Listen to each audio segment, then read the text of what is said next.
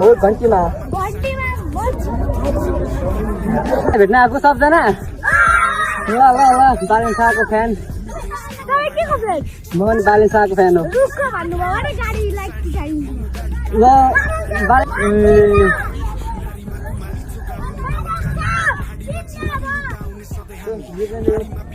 छ ठाउँको म 3 ठाउँमा गएपछि ठिकै बालेन शाहलाई भेट्न अर्को ठाउँमा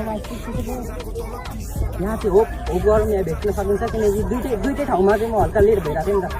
यहाँ हेरौँ त्यो हुन्छ त्यो सब बालेन शाहलाई भेट्ने जनसङ्ख्या हो म पनि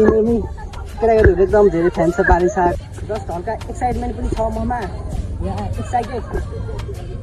युट्युबमा गएर सबले सब्सक्राइब गर्ने भिडियो आउँछ यस यस सब्सक्राइब गर्नु केही दिन म तिमीहरूको भिडियो हाल्छु सबजनाको एक्साइटेड छ सबजना बालेन शाहलाई भेट्नलाई यस यस हो घन्टीमा